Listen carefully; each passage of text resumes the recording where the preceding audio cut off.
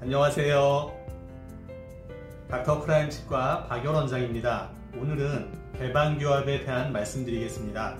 개방교합이라고 하는 것은요, 위 앞니가 아래 앞니를 살짝 덮어주는 그런 상태가 정상인데, 어떤 분들은 앞니가 위아래가 떠 있는 경우가 있습니다. 이렇게 수직으로 떠 있는 경우를 개방교합이라고 합니다. 주위를 보시면 가족이나 지인들 중에서 이런 개방교합이 있는 분들이 적지 않게 계십니다. 이런 개방교합에는요, 불편한 점들이 꽤 있습니다. 첫 번째로는 위아래 앞니가 떠 있기 때문에 음식물을 끊어 먹기가 힘듭니다. 그 정도에 따라 다르겠지만 앞니로 끊어 드시지 못하고 송곳니나 어금니로 끊어 드시는 경우가 많습니다. 그리고 아주 심한 경우는 혀를 이용해서 끊어 드시는 경우도 있겠습니다. 둘째로는 발음에 불편함을 들 수 있겠는데요.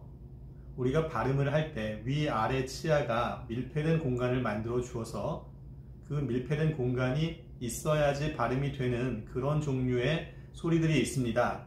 그런데 위아래 앞니가 개방교합이어서 떠 있으면 이러한 발음을 할 때 불편함이 있겠죠. 특히 사람들과 대화를 하거나 사람들 앞에서 발표할 때 이러한 발음의 불편은 적지 않은 불편함과 스트레스를 줍니다. 세 번째는 구호흡을 들 수 있습니다. 구호흡은 입으로 숨을 쉰다는 뜻인데요.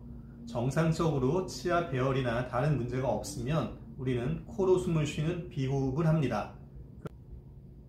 그런데 위아래 앞니가 떠 있는 개방교합의 경우는 입을 다물기가 힘들기 때문에 코로 숨을 못 쉬고 입으로 숨을 쉬는 경우가 많습니다. 이처럼 입으로 숨을 쉬게 되면 공기와의 노출이 많기 때문에 충치가 잘 생길 수 있고 나이가 들면서 잇몸 질환에 걸릴 확률도 높아집니다. 네 번째는 돌출립의 증상입니다.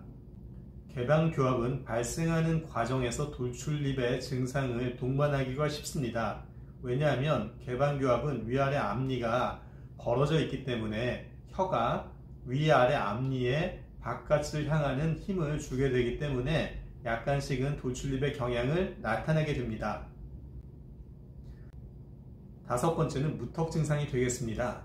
무턱 증상 역시 개방교합에 이은 돌출립 증상과 함께 입을 다물 때 턱끝이 당기는 무턱 증상이 같이 나타나는 경우가 있겠습니다. 네, 이와 같이 개방교합은 생각보다 많은 불편함을 줘서 사회생활에도 지장을 많이 주는 경우가 있는데요. 그래서 많은 개방교합을 가지신 분들이 교정상담을 오십니다. 그런데 교정상담을 해보면 환자분 입장에서는 나는 개방교합만 가지고 있고 덧니도 없고 돌출립도 그다지 심하지 않은데 발치를 하고 교정을 해야 한다는 얘기를 들으실 때가 있으실 겁니다. 그래서 환자분은 좀 당황도 하고 설명을 듣지만 상담이 끝나고 밖으로 나오면 설명 들은 것은 다 잊어버리고 잘 기억이 나지 않는 경우가 많이 있죠. 그래서 오늘은 개방교합의 교정치료 시에 어떤 경우에 발치를 동반하고 어떤 경우에는 발치를 하지 않는지 이것에 대해서 간단히 말씀 나눠보겠습니다. 우리가 개방교합을 치료하는 이유는 개방교합으로 인한 기능적, 심리적 불편함을 해소하기 위한 것이죠.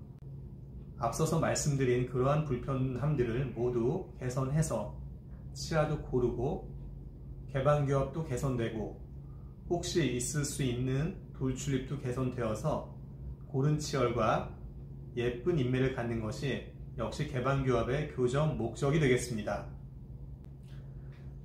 개방교합은 그 개방교합의 발생 원인상으로 약간 앞으로 뻗게 되는 경우가 대단히 많습니다. 그래서 이것을 개선하고 치아도 고르게 하는 과정에서 약간의 공간이 필요합니다. 그래서 그 공간을 우리가 어디서 제공을 받을 것이냐 하는 게 관건인데요. 개방교합인데 치아도 고르고 덧니도 없고 또 돌출입 증상도 거의 없다. 그러면 비발치로 할 수 있습니다. 약간의 치간 삭제나 미니스크류를 사용해서 개방교합을 개선할 수가 있겠습니다. 그러면 어떤 경우에 개방교합을 발치로 교정하는지 한번 보겠습니다. 첫 번째, 개방교합의 정도가 아주 심한 경우입니다. 개방교합의 경우가 심하다는 얘기는 위아래 앞니가 뜨는 수직적 공간이 크다는 얘기인데요. 그렇게 되면 그것을 닫는 과정에서 생각보다 많은 공간이 필요하고, 따라서 그 공간을 발치를 통해서만 우리가 확보할 수가 있겠습니다. 그래서 수직적 개방교합의 정도가 강하면 발치 교정을 할 확률이 높아집니다. 두 번째는 개방교합과 함께 돌출입과 무턱 증상이 심한 경우가 있습니다. 그런 경우에는 발치를 하고 교정을 해야 합니다. 세 번째는 개방교합과 함께 치아가 고르지 않거나 덧니가 있는 경우 역시 발치를 하고 교정하는 것을 고려합니다. 왜냐하면 개방교합의 목적이 개방교합뿐만 아니라 치아도 고르게 하고 덧니도 고르게 하는 그런 것이 되기 때문입니다. 자, 그럼 제가 말씀드린 내용을 다시 한번 정리해 보겠습니다. 개방교합이라고 하는 것은 위아래 앞니가 뜨는 것으로서 여러 가지 불편한 사항들이 많이 있습니다. 그래서 교정 상담을 하면 발치 교정 얘기가 나와서 환자분들이 의아하게 생각하시는데요. 발치 교정을 하는 개방교합의 그 기준은 첫 번째로 개방교합의 정도가 심한 거, 수직적으로 많이 열려 있다는 얘기죠.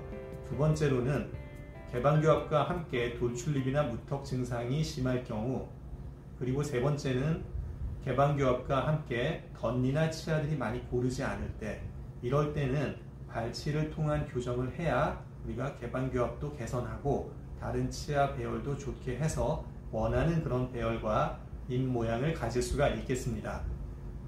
자, 어떠신가요? 좀 도움이 되셨나요? 도움이 되셨다면 좋아요와 구독 버튼 눌러주시고요.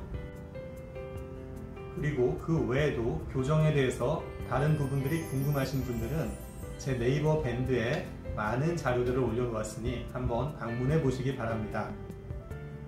저는 닥터 프라임 치과 박열 원장이었고요. 다음 시간에 다시 뵙겠습니다.